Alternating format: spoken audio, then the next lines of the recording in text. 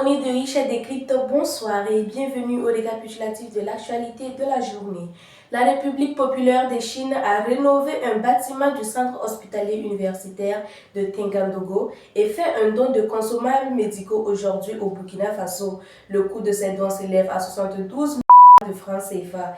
L'ambassadeur de Chine au Burkina Faso, Lu Shan, a signifié que ce geste marque un démarrage prometteur de la coopération sino-burkinabé en matière de santé pour l'année 2025.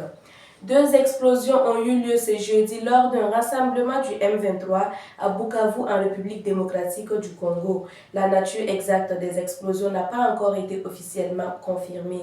Un bilan de 11 morts et 65 blessés a été annoncé par le coordonnateur de l'Alliance Fleuve Congo associé au M23, Corneille Nangaa, dans une conférence.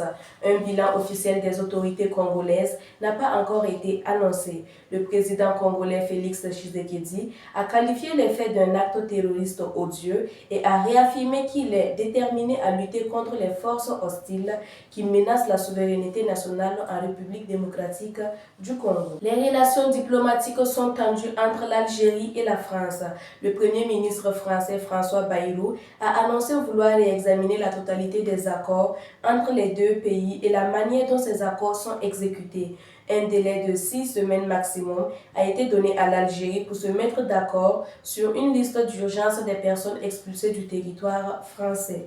Les employés de l'Agence américaine pour le développement international USAID ont fait leur adieu aujourd'hui au siège de l'agence à Washington aux États-Unis. Ils ont récupéré leurs effets personnels et vidé leurs bureaux. Ces actes surviennent après l'annonce du gouvernement américain de réduire plus de 90% des contrats d'aide étrangère. Le gouvernement de Donald Trump avait annoncé le 23 février dernier mettre tous les employés de l'USAID, à l'exception d'un petit nombre, en congé administratif payé. Le gouvernement avait aussi annoncé supprimer environ 2000 postes de l'USAID aux États-Unis. Et c'est tout pour le récapitulatif de ce jeudi.